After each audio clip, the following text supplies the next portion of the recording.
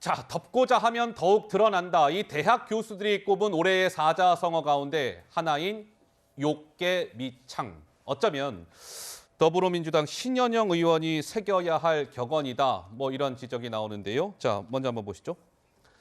신 의원 관련해서 이런 얘기가 나왔습니다. 지난 10월 30일 밤에 중앙응급의료센터 상황실에 신현영 의원이 전화를 걸어서 명지병원의 재난 핫라인 번호를 물어봤답니다.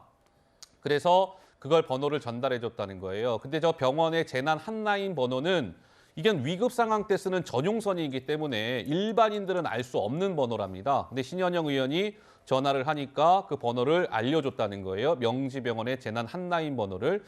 그래서 국회의원이 한밤중에 명지병원 연락처를 요청하니까 거절할 수 없어서 어쩔 수 없이 알려줬다라는 얘기가 나온 데 이어서 한번 보시면 그래서 그 재난 핫라인을 통해서 명지병원 쪽에 신현영 의원이 전화를 걸어서 나도 같이 가기로 했으니까 데리고 가라, 픽업을 해라, 뭐 이렇게 얘기했다는 거예요. 그래서 지금 신현영 의원 자택 근처를 경유하면서 그 닥터카가 뭐 20분에서 한 30분가량 지연 도착을 했다는 거 아니겠습니까? 핫라인으로 전화가 와서 이 중앙센터와 얘기가 다 된 줄 알고 우리는 픽업하러 갔다. 명지병원 쪽에서는 그렇게 이야기를 하고 있습니다.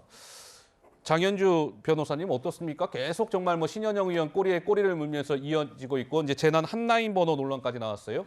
지금 이 핫라인 번호 관련 논란은 결국에 본질은 그 위계가 있었냐 이 부분입니다. 그러니까 거짓말을 해서 마치 이제 디맷과 함께 움직이기로 얘기가 다 돼 있는 것처럼 돼 있어서 차를 닥터카를 보내게 했는지, 즉 거짓말을 했는지 여부인 것인데요. 만약에 거짓말을 했다라고 하면 이제 위계에 의한 업무방해죄가 성립될 수 있기 때문에 이 부분이 자꾸만 논란이 되는 것 같습니다. 일단 당연히 사실관계 확인이 먼저일 것 같습니다.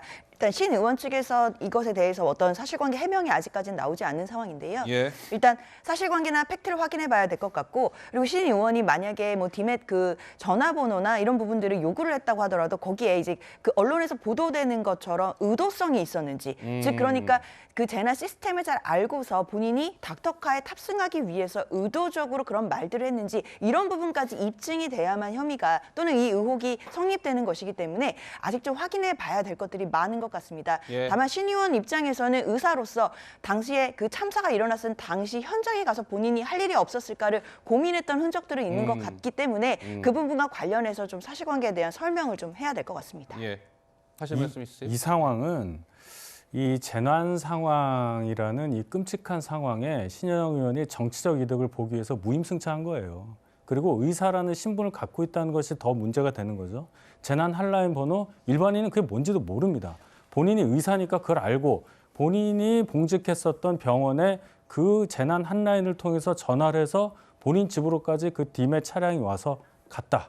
그래서 뭔가 늦어졌다. 남은 건 신현영 의원 지금 나와 있는 저 사진이에요. 남편이 찍어준 저 사진. 남편도 동승하지 않았습니까? 이 모든 것을 볼 때 이런 분이 또 국조위원이에요. 국정조사 제대로 되겠어요? 지금 사퇴했죠. 어쨌든 위원으로 선정이 됐고 이런 분들이 전면에 나서서 마치 내가 의사이고 국회의원이니까 이 참사에 내가 역할을 하겠다고 광고하고 선전하는 것 외에는 아무런 도움을 준 게 없어요. 그 양심의 어떤 가책을 느끼고 앞으로 처신하시기를 바랍니다. 자, 이번에 또 이런 얘기도 나왔어요. 그러니까 신현영 의원이 이 닥터카의 남편 동승 여부를 알리지 않았다. 뭐 이런 겁니다. 재난 핫라인을 통해서 전화를 했고 현장 가는 길에 나를 픽업해서 동반해라. 남편 동승 여부는 그 당시에 통화하면서 언급하지 않았다. 그래서 신 의원이요 개인 휴대전화 번호로 계속 명지병원의 그 닥터카에 전화를 했답니다. 이대역 5번 출구로 이렇게 와라. 중간중간 계속 전화를 했다는 거예요. 그래서 남편의 탑승 사실은 전하지 않았다. 일전에 보니까 유인태 전 국회 사무총장이요. 이런 얘기를 했던 기억이 납니다. 잠깐 한번 이어서 들어보실까요? 도착했을 때 경기도 차들 그 나중에 불렀는데 그때는 할 일이 없었대요. 현장이. 그 얘기를 누구한테 들으셨어요? 저 본인한테 들었어요.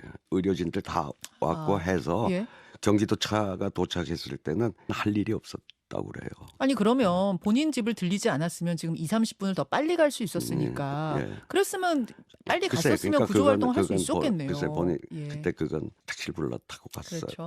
가서 거기서 보자 이렇게 했어야 맞는 거였겠죠. 예. 그게 좀 생각이 짧았던 예, 것 같아요. 예. 근데 보면 14개 팀 중 가운데 14개, 그러니까 디맷, 닥터카 그 팀 가운데 신현영 팀만 대기하다가 철수했다. 현장 도착 시간이 새벽 1시 45분이었는데 거기에 보면 의료 지원 대기, 먼저 도착한 디맷 팀이 처치 완료. 그러니까 별다른 활동을 하지 않고 대기만 하다가 철수했다 이 얘기입니다. 14개 팀 중 가운데 그러한 팀은 신현영 의원이 탑승했던 닥터카가 유일했다. 송 본부장님 이건 어떻게 봐야 될까요? 그러니까 30분, 20분 내지 30분 안에 도착한 닥터카 13대는 전부 다 활동을 했죠. 다 분류하는 활동도 하고 중증 환자와 경증 환자 분류하는 활동도 했는데 30분 딱 그 시간이 늦었기 때문에 신현영 의원이 탄 닥터카는 할 일이 없어진 거예요. 그것은 또 신현영 의원을 픽업하기 위해서 갔기 때문에 할 일이 없어져서 15분 만에 이동을 한 거죠. 그래서 이런 문제도 그렇고 조금 전에 남편이 동승한다는 이야기도 안 했다는데 그때 해명을 할 때는 남편이 치과 의사라서 가서 뭔가 할 일이 있을 것 같아서 갔다 이렇게 이야기를 했습니다. 그렇게 했었죠. 그럼 그 닥터카에 같이 간다는 이야기를 당연히 했어야죠. 그러니까 이런 여러 가지 거짓말이나 이 계속 논란이 일어나는데 저는 민주당에서 왜 이 부분에 대해서 지금 거의 침묵을 하고 있어요. 처음에는 옹호를 하다가. 그런데 신현영 의원은 더불어시민당 그 비례대표 1번입니다. 예. 1번으로 영입을 했죠. 그러면 그만큼 상당히 상징적인 인물인데 상징적인 인물이 지금 이런 논란에 휩싸였고 거짓말 논란까지 일어나고 그런데 처음에는 옹호를 하다가 침묵을 하고 있어요. 네. 그런데 민주당은 지금 이 국정조사를 하고 있죠. 이것을 통해서 이 진상을 규명을 하고 재발을 방지하겠다는 건데 네. 그럼 이런 부분에 대해서는 민주당이 왜 입장을 내놓지 않고 있느냐. 오히려 그 15분 동안 그 15분만 머물다가 온 것이 늦게 도착해서 아무 할 일이 없어졌고 사진을 6장 찍어서 올리고 그래서 자기 정치를 한 것 아니냐. 이런 논란이 일어난 데 대해서는 예. 이태원 참사에 알겠습니다. 그렇게 설파하고 우리가 애도를 해야 되고 책임을 규명해야 된다고 하면서 여기에 대해서 침묵하는 건 이해하기 어렵죠. 또 이런 뉴스도 있었습니다. 한번 볼까요? 그러니까 신현영 의원이 왜 이태원 참사 현장까지는 닥터카를 이용하고 국립중앙의료원까지는 복지부 장관 그 차를 같이 타고 갔고 그 중앙의료원에서 다시 이태원 참사 현장에 올 때는 그 중앙의료원의 직원차를 이용했다까지는 뉴스가 이제 지난주까지 나온 거고. 근데 중앙의료원의 직원차를 타고 이태원 현장에 올 때 신현영 의원의 그 차를 누가 운전을 해줬냐면 보건복지부의 1급 고위 공무원이 운전을 해줬다. 복지부에 보니까 1급 고위 공무원이 1급 공무원이 4명 있더라고요. 4명. 4명 가운데 한 사람이 신현영 의원이 중앙의료원에서 이태원 참사 현장에 다시 올 때 그 차의 운전대를 잡았다. 글쎄요. 이건 어떻습니까? 김 교수님?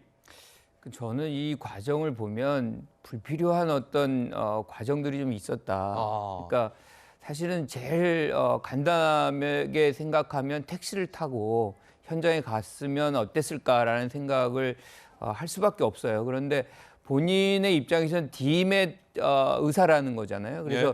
디맷 팀에서 같이 일을 하고 싶어서 이제 그렇게 닥터카를 이제 요청을 한 것 같은데 결과적으로 보면은 그것 때문에 시간이 좀 늦어지고 실질적으로는 역할을 또 못한 그런 부분들이 됐어요. 예. 그러니까 전반적으로 의도와는 상관없이 좀 적절하지 않은 과정이 만들어졌다라는 생각을 지울 수가 없습니다. 예. 자, 이런 가운데 이상민 행정안전부 장관의 행보도 좀 도마에 올랐습니다. 자, 관련 영상이 하나 준비되어 있습니다. 먼저 보시죠. 이태원 참사와 같이 일회성으로 이미 재난이 종료가 되고 중대본이라는 것은 그렇게 촌각을 다투는 문제는 아닙니다. 총각을 다투는 문제가 아니라고요? 제가 사람이 158명이 사망을 했는데 총각을 다투는 게 아니라 책임을 지셔야 될 거 아니에요. 시스템의 문제입니까? 장관님의 문제입니까? 시스템의 문제를 우리 안 보이세요? 우리 안 보여요? 의원님 인사라도 하셔야죠. 아무리 혼나셔도 유족들이세요. 그럼 먼저 말씀을 나누셔야 되는데요. 어떻게 불길한 걸 가지고 끝나가십니까? 지난주 금요일 이상민 장관이 그 유족들, 이태원 참사 유족들을 저렇게 복도에서 만났는데 이상민 장관이 눈길 한번 주지 않았다. 어찌 저렇게 56일 만에 유가족들을 처음 대면하는데 이 장관님은 유족들에게 인사 한마디 건네지 않습니까? 이런 또 좀 반발을 산 바 있었습니다.